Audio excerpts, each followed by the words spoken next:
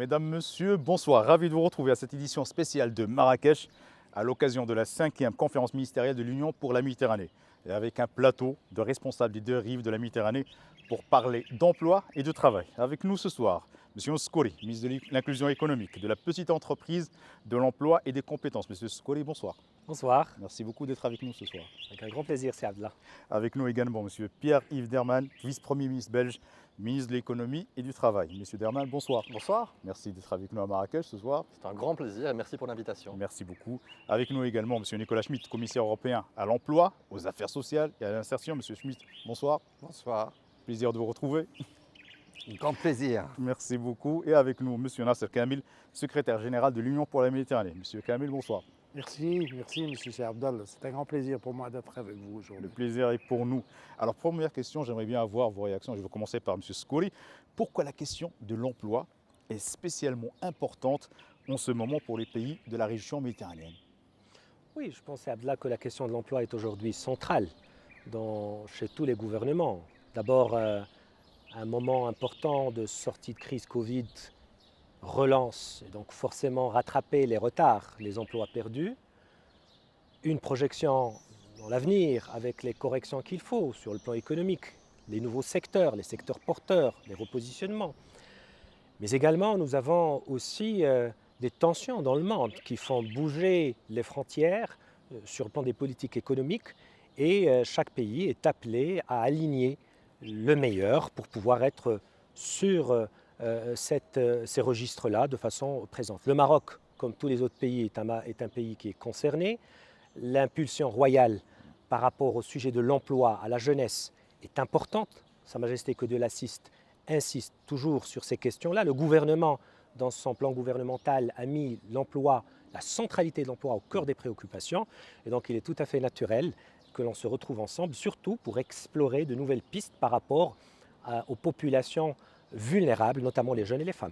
On va revenir sur ces questions plus tard, M. Derman, sur l'importance de l'emploi en ce moment pour la région méditerranéenne. Pourquoi elle est si importante en ce moment? Enfin, on va revenir justement sur les crises que le monde traverse, mais aussi que connaissent la région méditerranéenne. Mais pourquoi la question est importante en ce moment?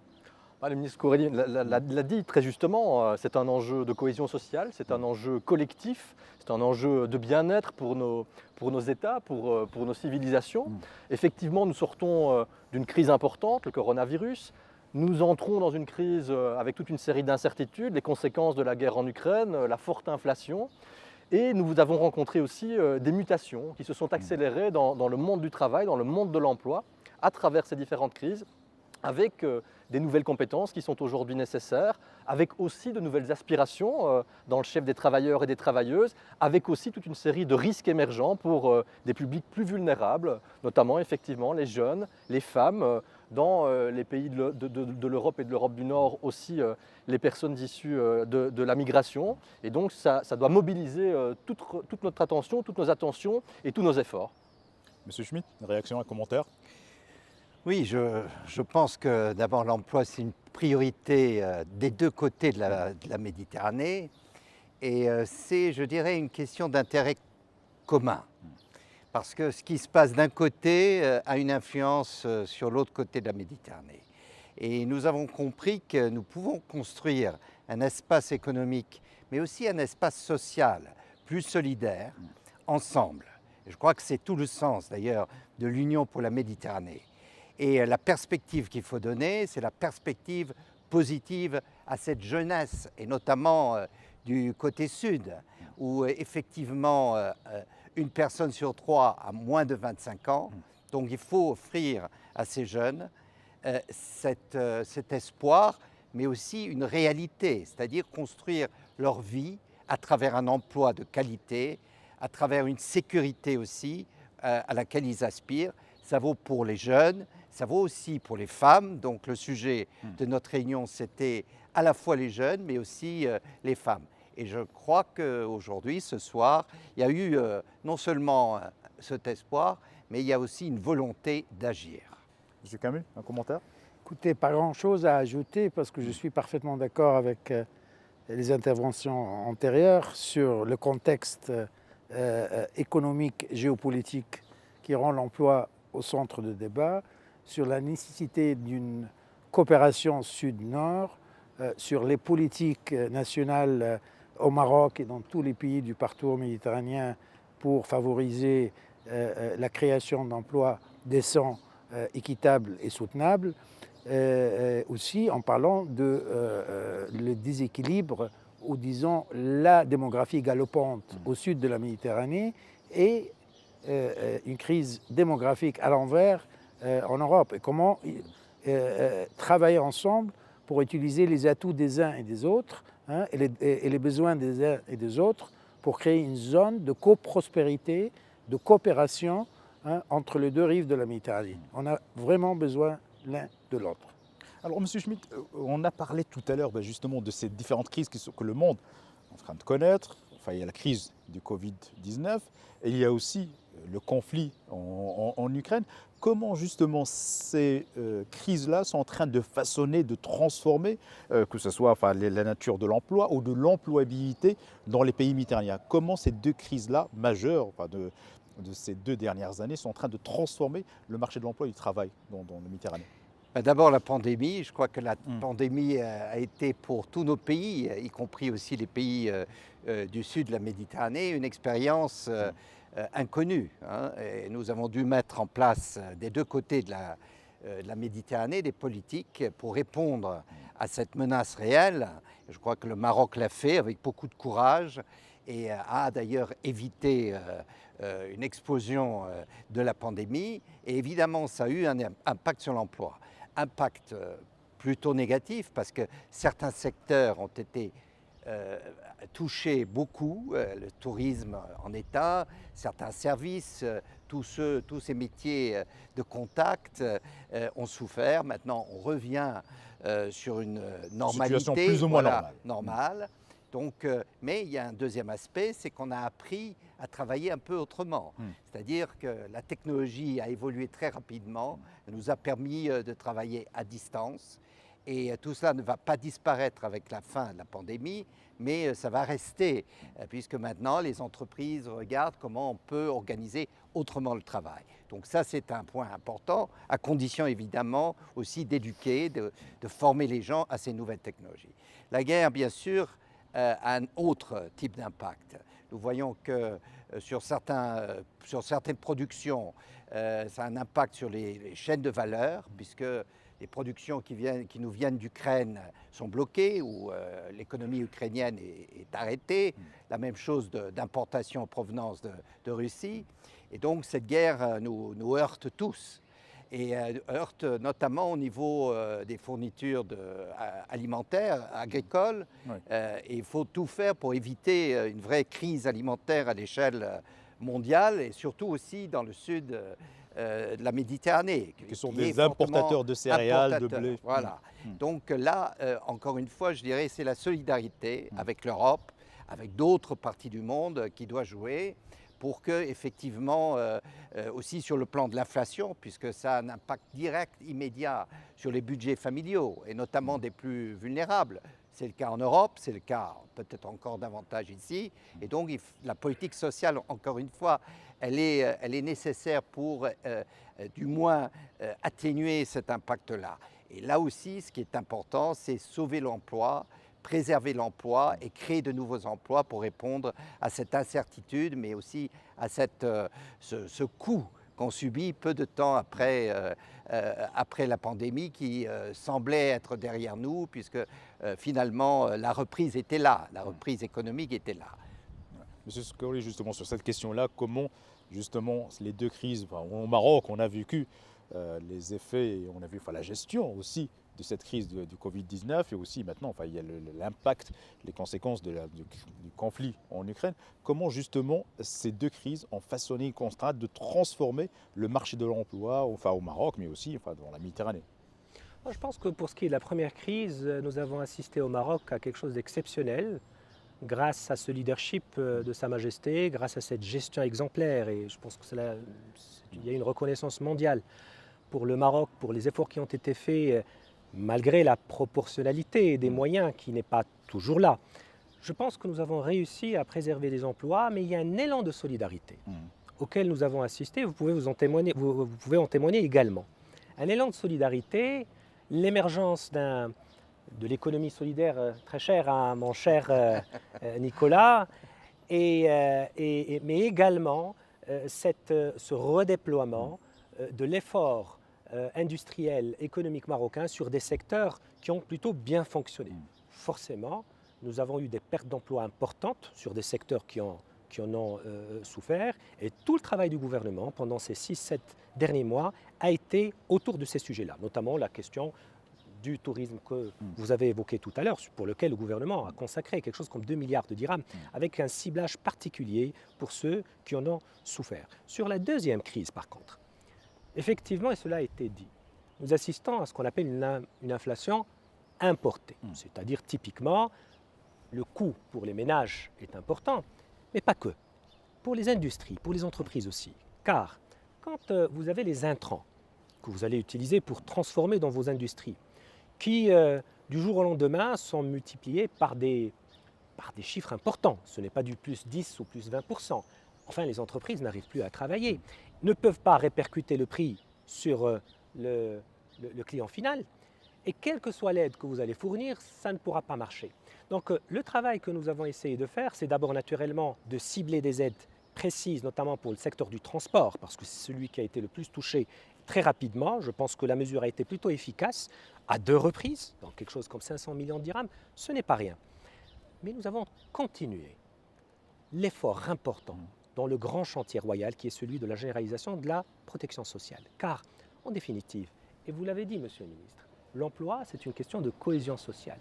Et donc pour nous, maintenir l'effort de l'État, du gouvernement, avec les collectivités territoriales pour ce qui les concerne, pour pouvoir aller de l'avant et maintenir ces grandes réformes structurelles, les filets sociaux, est important. Donc je dirais en conclusion qu'il a fallu avoir une politique avec une forme de dextérité, parce qu'il a fallu mener d'une part tout ce qui est économique pour pouvoir inciter les secteurs à produire, mais il a fallu faire attention au social pour ne pas laisser des gens tout seuls, les laisser pour compte. Et pour cela, comme vous le savez bien, nous avons réussi également à signer un accord qu'on peut qualifier d'historique pour notre pays, l'accord du dialogue social à la veille du 1er mai, qui prévoit un certain nombre de mesures phares, même dans un moment difficile, destinées aux nécessiteux, mais également de grandes réformes avec un calendrier clair. Je pense que le Maroc sort renforcé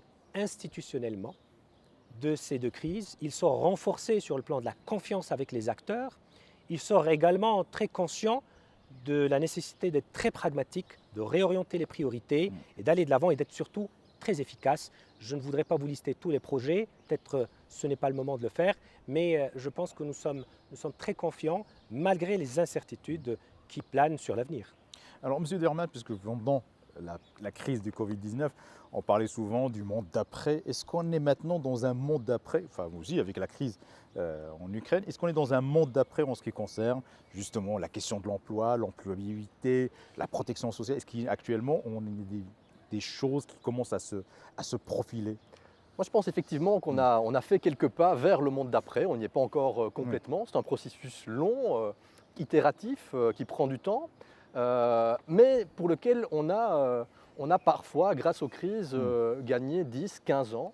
Nicolas Schmitt l'a dit il y a quelques instants, par rapport à la manière dont on envisage aujourd'hui le travail, la digitalisation de la société, du monde du travail, la généralisation du télétravail dans les fonctions qui le permettent, qui implique aussi des nouvelles formes de management au sein des entreprises, du management plus par projet, l'encadrement aussi de ce télétravail qui s'est, en tout cas en Belgique, généralisé et qui va rester dans les mœurs, dans les habitudes, qui est aussi une revendication aujourd'hui des travailleurs et des travailleuses qui veulent mieux concilier la vie professionnelle avec la vie privée. C'est aussi un véritable enjeu.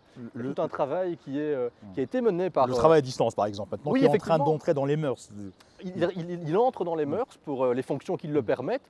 Il doit être encadré au niveau de l'entreprise, au niveau aussi des partenaires sociaux, parce que ça nécessite une forme d'encadrement, une forme d'accompagnement. Ça ne plaît pas ou ça ne convient pas non plus à tout le monde dans la même proportion. Ça dépend aussi de nos personnalités, de la manière dont on envisage le travail, son aspect grégaire ou plutôt individuel. Ça, c'est peut-être un des exemples les plus concrets.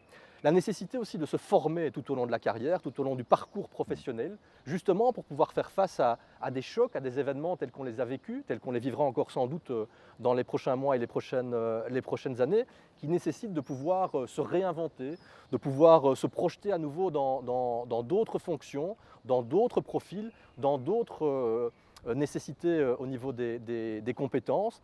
Et puis un élément important, cela a été évoqué par Monsieur le Commissaire, par Monsieur le Ministre, la nécessité d'avoir une solidarité organisée qui passe par des systèmes de sécurité sociale qui sont nationales, mais on a pu bénéficier d'un soutien européen à de nombreux égards dans le cadre de la crise Covid, ce qui a permis vraiment d'avoir une approche à la fois qui tenait compte des spécificités historiques des différents États membres, mais aussi d'avoir un levier d'action au niveau européen. Et donc cette solidarité organisée par la politique sociale, par nos systèmes de sécurité sociale, c'est quelque chose d'essentiel, à côté de la solidarité spontanée qui est intervenue entre les individus, au sein des communautés, au sein des collectivités, mais nous avons vraiment besoin de cette solidarité organisée qui passe par effectivement des systèmes de sécurité sociale, de protection sociale forts. Et je me réjouis, je salue les efforts qui sont menés par le gouvernement marocain pour mettre en place cette couverture sociale généralisée.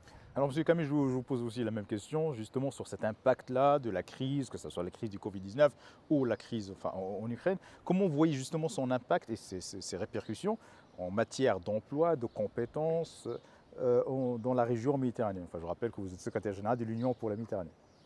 Ben, écoutez, dans une région, surtout au sud de la Méditerranée, où un citoyen sur trois est un jeune homme ou femme, une région qui dépend énormément des secteurs du contact, comme le tourisme et autres, la région n'a pas été épargnée. Je dirais même qu'elle était beaucoup plus atteinte par les répercussions négatives de la crise Covid. Aujourd'hui aussi, avec la crise ou la guerre en Ukraine, la réalité, c'est que nos pays sont des pays importateurs nets des céréales et des produits alimentaires. Alors oui, l'impact est là, mais à travers les politiques dont le Maroc est un exemple brillant, de réponse immédiate, calculée, homogène, qui avait comme but de maintenir un niveau de croissance économique et de protéger le plus vulnérable de la société et préserver l'emploi. Mais il y a aussi une quatrième dimension qui est appliquée au Maroc et dans des pays du parcours sud de la Méditerranée et au nord, c'est aussi adapter nos jeunes et notre force de travail aux nouveaux métiers, les métiers du futur. Je crois que c'est une occasion, une opportunité que cette crise nous offre. Les avancées technologiques, le travail à télédistance, mais aussi les nouveaux métiers liés à tout ce qui est vert et bleu. Je veux dire par ça, tout ce qui est lié à la préservation de notre environnement, tout qui est les énergies nouvelles et renouvelables, les industries qui visent la mitigation et l'atténuation des effets de réchauffement climatique.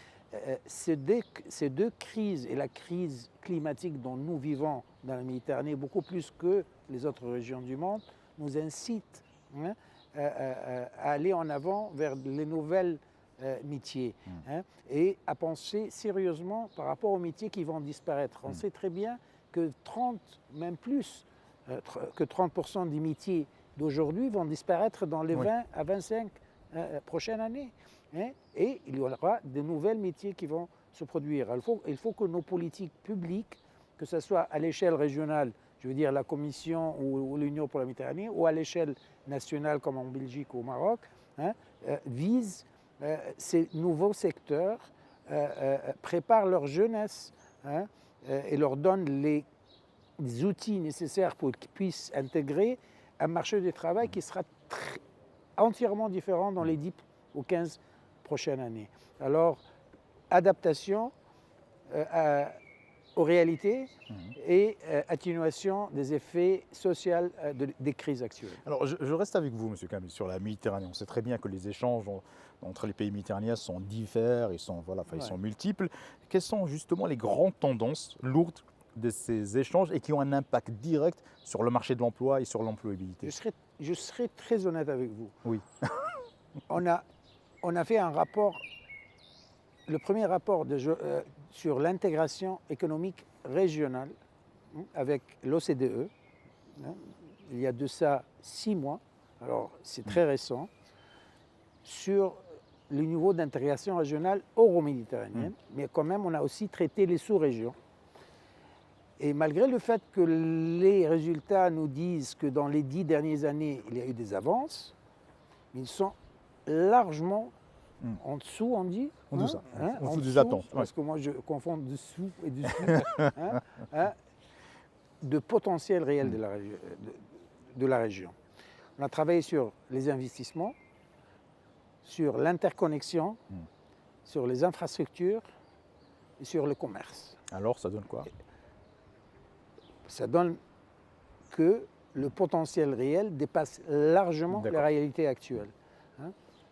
Au niveau du commerce, s'il n'y a pas vraiment un marché commun euro-méditerranéen dans le vrai sens du mot, et pas des accords bilatéraux entre l'Europe d'une part et le Maroc ou l'Égypte. Je rappelle que vous êtes un diplomate égyptien. Non, mais je vous parle en toute honnêteté. Si le commerce en service n'est pas libéralisé, et ça c'est notre responsabilité comme hommes du Sud et responsables du Sud, parce que permettre un marché de services beaucoup plus libéral, si on ne travaille pas ensemble sur l'interconnexion en matière d'énergie, vous savez que le potentiel de production d'énergie renouvelable solaire au Sud peut fournir 3 fois les besoins de l'Europe et du Sud de la Méditerranée. En termes d'énergie. En termes d'énergie. C'est quand même un potentiel énorme. Mais il faut l'investissement nécessaire. Et si l'Europe veut arriver en 2050 à la neutralité en matière d'émissions, je ne vois pas comment ça peut se faire sans une intégration beaucoup plus forte avec le parcours sud de la Méditerranée. Alors, il y a une question aussi qui est très très importante et qui est liée au marché du travail, aux opportunités de travail, c'est la question des flux migratoires. On sait très bien que le flux migratoire, c'est de part et d'autre. Enfin, c'est pas seulement du sud vers le nord, mais c'est aussi du nord vers le sud. Et où on est dans un pays où on voit, enfin, historiquement, la Méditerranée a toujours été un lieu d'échange, de brassage de culture et civilisation. On est aussi, enfin, au Maroc, dans un pays qui symbolise justement ce brassage. Et je voudrais savoir justement votre réaction sur ça, sur comment ces flux migratoires peuvent façonner et impacter les marchés du travail et transformer ces migrations en opportunités pour les différents pays. Monsieur Schmitt.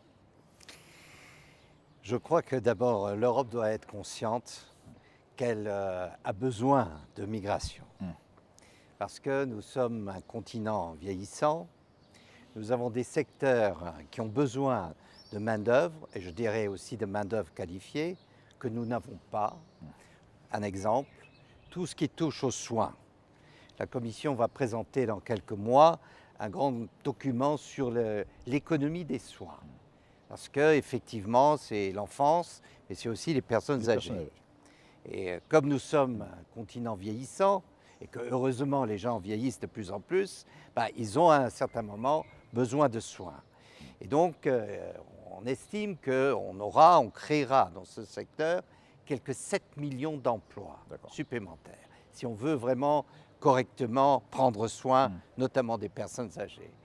L'Europe n'a pas cette force de travail. Donc on a besoin de personnes qui viennent, qui sont formées, qu'on a besoin d'accords aussi avec les pays d'origine.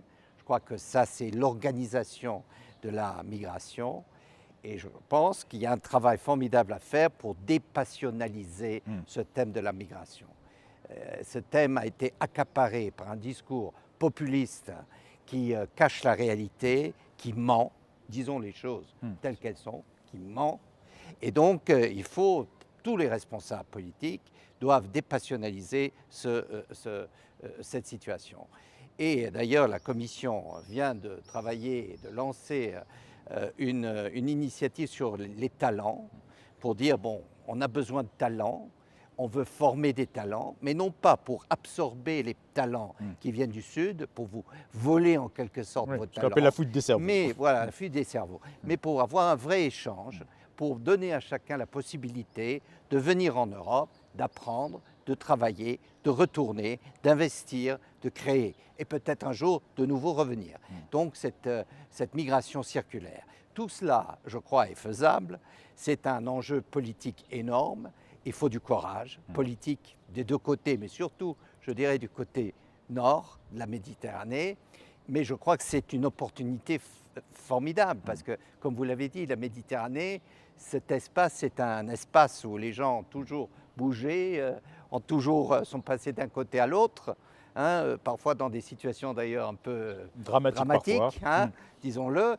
Mais il faut, je crois, faire de cette migration un élément de développement, de co-développement des deux côtés.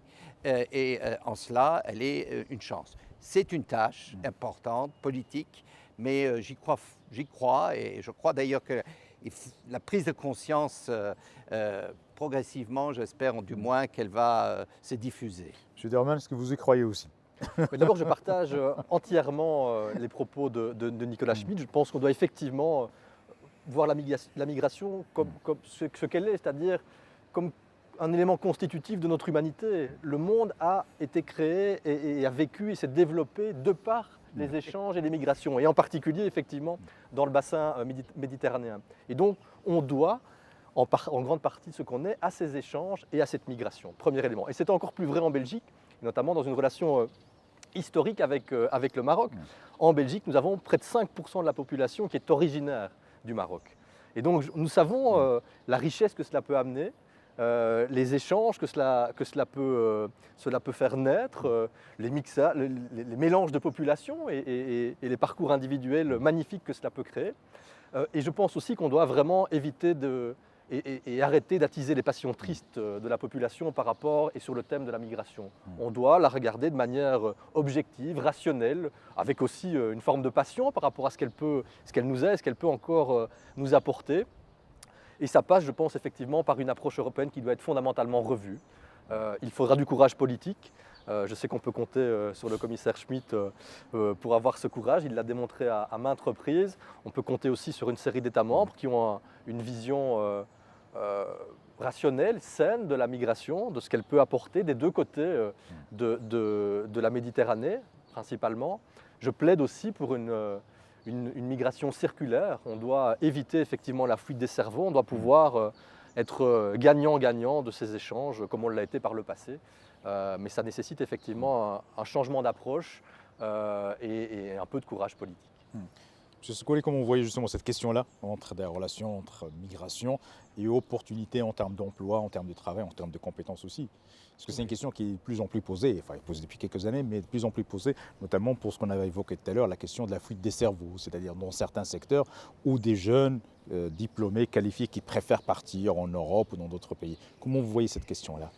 Je pense que c'est une question qui est multidimensionnelle parce que c'est un point de rencontre avec la dimension économique, pragmatique, c'est-à-dire un point de rencontre entre une offre et une demande.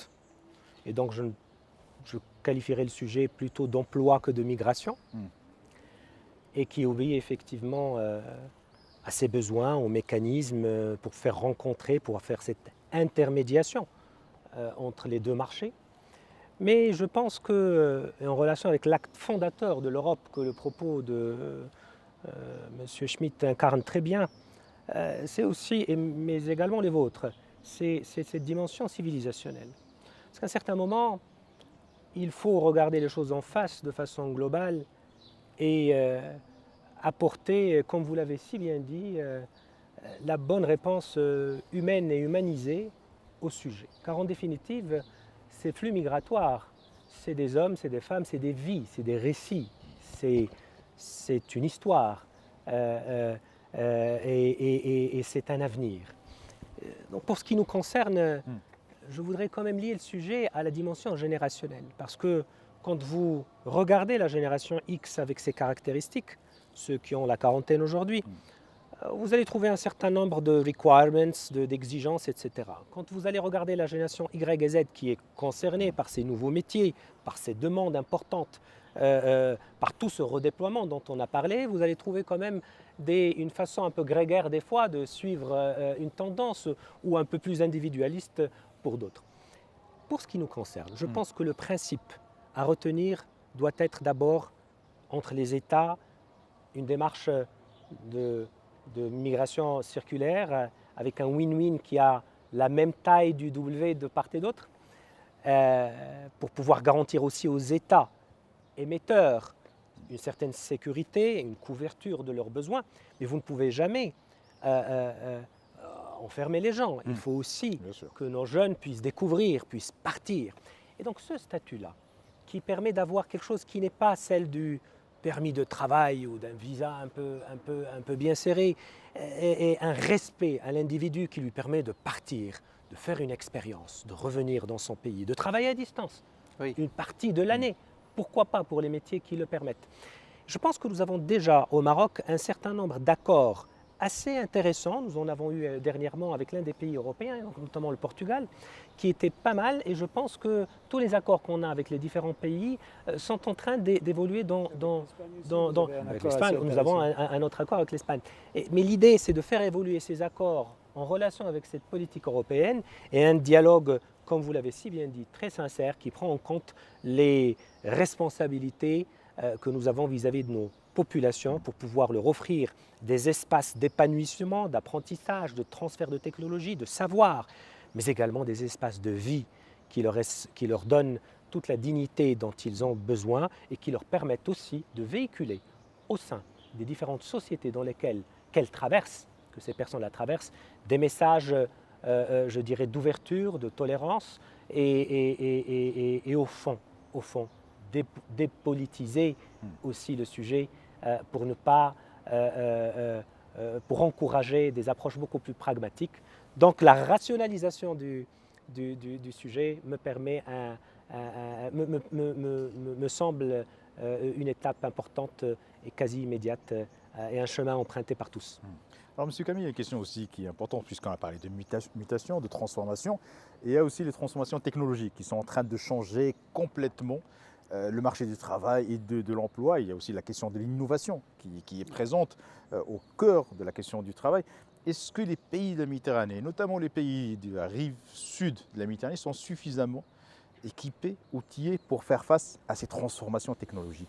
En anglais, on dit disruptive technologies. Ces nouvelles technologies qui ont un effet transformateur et disruptif parfois par rapport à la physionomie du marché du travail. Votre question, est-ce qu'on est équipé? En ce qu'il s'agit de nos progrès dans le domaine de la digitalisation, la réponse est oui. Quand on regarde où est le Maroc aujourd'hui par rapport à il y a 5 ans, où est l'Égypte, où est la Tunisie, tous les pays, le degré de pénétration de nouvelles outils de communication, il existe. Il n'y a pas un jeune Marocain ou Égyptien ou Tunisien ou Algérien qui n'a pas accès. Qui n'a pas un smartphone ou qui n'a pas... qui n'a pas un smartphone et qui ne sait pas utiliser ou accéder ou travailler avec ces outils de travail. Alors, l'apprentissage est là, les connaissances sont là. Mais et même dans le secteur financier, le FinTech, ce qu'on appelle le Financial Technology, j'oserais même dire, il est beaucoup plus avancé dans notre côté de la Méditerranée qu'il l'est en Europe. Bon, je peux transférer de l'argent directement à Monsieur le ministre, sans passer par une banque, de mon téléphone au sien, ça ne peut pas se faire en Europe. Alors, oui, mais il nous faut plus d'investissement et il faut plus d'encadrement de nos jeunes. Il faut encourager les startups d'une manière, je dirais même agressive. Je voudrais terminer par saluer nos deux Européens de ce programme pour leur courage politique, pour leur discours par rapport à l'immigration. Ça me réjouit parce que malheureusement, j'entends parfois arrivant de l'Europe, un discours effrayant dans son Populiste, encloisonnement, xénophobe. dans son xénophobie, mais ce que j'entends aujourd'hui me réjouit de voir cette ouverture d'esprit, cette connaissance profonde de la réalité de la question, ce que moi j'appelle une migration intelligente, et ce n'est même pas la migration, c'est la mobilité. On a oublié de parler de la mobilité, parce que ce n'est pas seulement l'immigration, c'est les chercheurs qui passent d'un côté à l'autre, c'est les étudiants, un Erasmus méditerranéen. L'Erasmus a changé la face de l'Europe. J'en suis sûr que qu'il n'y a pas un Européen qui n'a pas, un jeune Européen. Oui, qui n'a pas bénéficié du Oui, programme Erasmus. oui. Mais tous ces programmes ont changé comment les Européens se voient et se comprennent, et s'entendent et se coopèrent entre eux. Pendant que nous, on n'a pas ces outils-là par rapport à l'Europe, ou même par rapport à nous-mêmes. Il faut aussi le reconnaître. Alors une mobilité intelligente, la mobilité des hommes d'affaires. Alors migration, mobilité intelligente et une meilleure préparation pour les métiers du futur, et un leadership européen aussi éclairé comme nos deux invités d'aujourd'hui, c'est la réponse à cette question. Monsieur Dermain, sur cette question-là, est-ce que vous voyez que l'impact et les capacités d'innovation et d'adaptation aux transformations technologiques, comment elle est en train justement de changer le monde du travail, et est-ce que les pays méditerranéens, que ce soit le sud ou le nord, sont suffisamment outillés, équipés justement pour s'adapter à ces transformations? Je sais que les disparités sont grandes, je sais que voilà, c'est des réalités qui sont complètement différentes, mais comment vous voyez cette question-là? Mais je suis tout à fait d'accord avec ce que vient de dire monsieur le secrétaire général. Je pense que le bassin méditerranéen n'a rien à envier en termes d'accès aux nouvelles technologies, de maîtrise des outils, de capacité d'innovation aux pays européens. Et d'ailleurs, l'Europe a dû donner un coup d'accélérateur à travers les plans de relance en sortie de crise Covid, avec un accent sur la digitalisation, sur les nouvelles technologies. C'est bien la preuve que nous avions et nous avons encore du chemin à faire pour répondre aux défis d'aujourd'hui et surtout de demain. Ça passe aussi, en termes d'innovation, et je l'ai évoqué tout à l'heure, par la formation. La formation, être prêt à apprendre tout au long de son parcours professionnel, tout au long de son parcours de vie, c'est vraiment pour moi un élément essentiel pour accompagner les mutations actuelles, liées notamment à la digitalisation et à son accélération et à sa diffusion dans l'ensemble des couches de la société, et notamment dans le monde du travail, mais aussi pour faire face à des défis qui ne sont pas encore connus aujourd'hui. Il faut vraiment intégrer le fait que l'on va devoir continuer à s'habituer à se modeler, se remodeler par rapport à toute une série de changements et de chamboulements dans la vie en société, et singulièrement dans la sphère économique et dans le monde du travail. Ce sont des enjeux qui sont actuels, mais qui sont aussi des enjeux d'avenir. On doit se préparer à toutes ces mutations à venir. On l'a évoqué tout à l'heure, les emplois de demain ne sont pas les emplois d'aujourd'hui, encore moins ceux d'hier. Et donc on doit être préparé à ce changement, si pas perpétuel, en tout cas régulier, avec des phases d'accélération telles qu'on a pu les vivre à travers la crise du coronavirus que l'on vient de traverser. Alors, Monsieur Schmitt, il y a la question aussi qui est posée, c'est la question de collaboration. Comment assurer donc une meilleure collaboration entre les pays du Nord et du Sud pour aboutir à de meilleurs résultats en matière d'emploi? Comment vous imaginez la collaboration, des pistes d'avenir et des perspectives d'avenir en matière de collaboration, notamment entre les pays européens et les pays du Sud? Je crois qu'effectivement, nous partageons beaucoup de problèmes, parce que ce qui a été dit sur la maîtrise des nouvelles technologies, il y a aussi des besoins non couverts plutôt au nord. Nous faisons maintenant beaucoup d'efforts pour diffuser les connaissances en matière numérique, parce qu'effectivement l'évolution va très vite. Et donc profiter de l'expérience l'un de l'autre, c'est déjà un élément central. Aujourd'hui, on a lancé un grand projet, Team Europe. C'est l'initiative Équipe Europe. Est-ce que vous pouvez nous parler un tout petit peu de cette initiative? Donc c'est un projet porté à la fois par la Commission, mais aussi par quelques États membres, dont la France, l'Espagne, l'Italie et l'Allemagne, pour dire, voilà, nous devons favoriser l'investissement, nous devons favoriser la création d'emplois et nous devons bien sûr favoriser la diffusion et le renforcement des compétences, parce que tout cela va ensemble, c'est très lié. Et je crois que c'est un bon exemple avec l'appui de l'Union pour la Méditerranée, qui encadre, qui soutient, qui aussi a créé maintenant une sorte de board pour associer tous les États et tous les projets qui s'intègrent dans cette démarche. Je crois que ça, c'est la bonne approche. La deuxième chose, c'est qu'il faut davantage de contacts et je dirais une forme de jumelage. Je prends la formation professionnelle. Le Maroc fait d'énormes progrès en matière de réforme de la formation professionnelle. Il y a beaucoup de liens avec certains pays qui ont une expertise particulière dans ce domaine, l'Allemagne, quelques autres.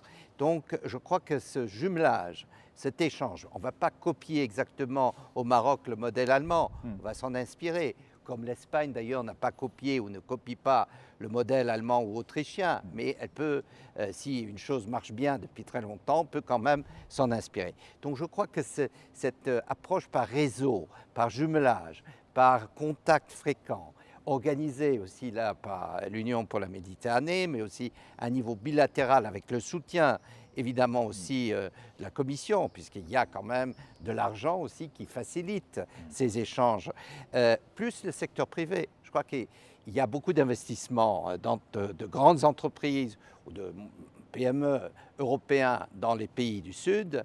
Là aussi, elles ont un engagement. Il leur faut un engagement sur la formation, sur le partage des compétences, sur l'évolution, puisque je prends l'automobile. L'automobile est dans une phase de transformation totale, y compris, je suppose, les constructeurs qui sont au Maroc, puisqu'on va passer dans les 10-20 années complètement du moteur. Voilà. Brillantissime de l'intégration voilà. entre les deux rives de la Méditerranée par rapport à cette industrie spécifiquement. Voilà. Et donc là aussi, partager l'expérience du Nord avec le Sud, mais aussi voir, moi je dois dire, des initiatives qui sont prises au Sud, qui devraient parfois nous inspirer aussi. Hein, ce n'est pas une route dans un seul sens. Donc je crois que l'intégration, c'est économique, c'est humain, c'est culturel, c'est évidemment financière. Tout cela, ça va créer un espace commun. Et je crois dans l'économie mondiale de demain, et demain c'est vraiment demain, c'est pas dans 20 ans, l'économie va probablement se constituer autour de grands espaces. Ce ne sera plus la mondialisation tous azimuts. Et donc, la Méditerranée, du Nord, du Sud, l'Europe, peut construire quelque chose en commun avec ses voisins du Sud pour le bien à la fois du Sud comme du Nord. Nous, on ne peut pas tolérer l'instabilité ou le manque de prospérité au Sud. C'est notre intérêt de soutenir la prospérité et le développement au Sud. C'est dans l'intérêt du Sud, évidemment, mais c'est aussi dans l'intérêt du Nord. C'est ce que je vous donnerai la parole, mais je pensais que M. Kamel voulait faire un commentaire. Non, pas du tout. Non, c'était juste pour ce que Nicolas Schmitt avait mentionné. On va vers un monde, oui, globalisé, mais où on va vivre dans un monde des grands blocs. La Chine et l'Asie du Sud-Est, l'Amérique du Nord et l'Amérique du Sud. Et nous, euro-méditerranéens, on ne pourra pas être compétitifs dans ce monde de gros blocs si on n'est pas mieux intégré. Et l'exemple de l'industrie automobilière, j'ai déjeuné il y a quelques semaines avec un CEO d'une grande entreprise d'automobile qui me disait, moi je produisais à l'est de l'Europe 80% de mes véhicules, je continue à produire les mêmes quantités, même plus, mais je vise aujourd'hui, et ce n'est pas ce qui existe aujourd'hui au Maroc, non, c'est de nouveau, je vise le Maroc pour le marché européen et je vise l'Égypte pour le marché Moyen-Orient, Afrique subsaharienne. Et c'est dans ce sens-là où la région doit aller. Et créer de l'emploi, créer de la richesse, de la coprospérité et devenir un bloc qui peut tenir dans un monde qui va se cloisonner autour des grands blocs dans le futur. C'est Scully, un commentaire justement Oui, sur la question de la on collaboration. avait une grande question. Enfin, vous avez posé deux questions, celle des ruptures technologiques et celle de la collaboration et de la coopération. Elles se rejoignent. D'accord. Elles se rejoignent. J'ai été vendredi dernier à Paris, à la rencontre d'entrepreneurs marocains de la diaspora. Un engouement exceptionnel. Ils sont venus des 4 coins de l'Europe pour cette réunion. 1 millier. Oh, 1 millier dans la Maison de la Chimie, Paris. 1 millier avec son Excellence Monsieur l'Ambassadeur du Maroc à Paris. Nous avons pu dialoguer avec ces gens-là pendant pratiquement une journée. Un engouement, une envie de give back, une envie d'investir au Maroc, mais aussi à travers le Maroc, pour l'Afrique, dans plusieurs secteurs, dont celui des technologies. Alors, celui qui a le plus conceptualisé les disruptions s'appelle Christensen. Il est décédé il n'y a pas très longtemps. Et l'un des bouquins à grand succès de Christensen s'appelle Le dilemme de l'innovateur. Innovator's Dilemma. Et la question qui est posée, je pense qu'on est en train de répondre à cette question-là au Maroc. C'est-à-dire, il dit, en gros, si vous voulez innover et être sûr que votre innovation va vous donner des fruits, il va falloir prendre des décisions très très tôt. Car si vous voulez continuer à croire dans le business as usual, comme on dit, vous n'allez pas vous en sortir. Donc pour moi, l'innovation, les ruptures, la technologie, la digitalisation, c'est d'abord une organisation de l'État et une volonté politique affichée. Nous l'avons dans l'architecture du présent gouvernement. Pour la première fois, nous avons un ministère chargé de la transition numérique. Deuxièmement, il faut disposer d'une capacité de calcul importante. C'est vrai que la première phase, c'était l'Internet, c'était la libéralisation des télécoms, c'était le processus de Washington, le consensus de Washington, dans lequel le Maroc a été plutôt bon élève. Déréglementation, commerce, etc. Mais là, nous sommes dans une autre phase. Il faut une vraie capacité de calcul, capacité d'hébergement, les ressources humaines dont vous avez parlé. C'est pour cela que nous avons le grand projet royal des cités, des métiers et des compétences. Plus de 35 000 personnes attendues à travers ces 12 cités, chacune dans une région. On est en train de parler du TVET, du Vocational Training, on est en train de parler de la formation professionnelle, en plus de notre offre en ingénieurs, etc. Mais pour aller loin sur ce sujet-là, il va falloir que les volontés se rencontrent. Nous avons des institutions qui travaillent très fort, comme la CNDP, la Commission nationale pour la protection des données personnelles, parce qu'il s'agit aussi de framework, de legal framework, pour pouvoir être en phase. Mais je pense que si je devais retenir un seul mot, c'est cet espace commun.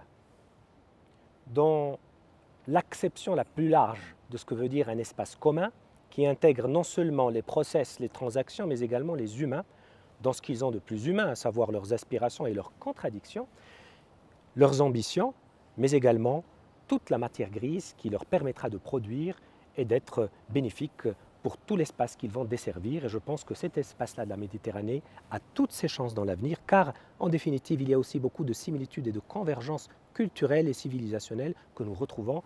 La preuve, cette discussion, elle est très fluide, elle est très digeste, et ce n'est pas par hasard. Elle est tellement digeste que maintenant on est à 50 minutes. On arrive à la fin de l'émission. Donc je vous donnerai à chacun un mot de la fin et je commencerai par M. Derman. Un petit mot de la fin. D'abord, vous remercier pour cette invitation. C'était un réel plaisir de pouvoir partager ce plateau avec vous, de pouvoir se retrouver après cette période d'éloignement due à la crise du coronavirus.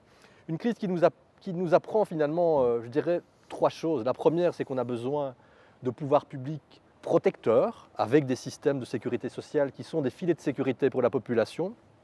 Nous avons besoin de pouvoirs publics stratèges qui peuvent effectivement accompagner et structurer des démarches industrielles, des démarches de recherche, des démarches de développement. Et nous avons aussi besoin de pouvoirs publics qui régulent. Et on le voit notamment avec la question de la société de l'information, avec les GAFAM, et la nécessité de pouvoir réguler ce type d'activité au bénéfice de l'ensemble de la société, de nos sociétés. Alors on ne le fera pas bien entendu à l'échelle des États-nations, nous ne le ferons pas non plus simplement à l'échelle de l'Europe, nous y arriverons dans le cadre d'un espace commun tel qu'il a été évoqué. M. Kamil, un dernier mot. C'est le même message. Travaillons ensemble. Notre destin, nos défis sont les mêmes. c'est une région qui est, comme on dit en anglais, doomed to work together. Hein? On est obligé à travailler ensemble.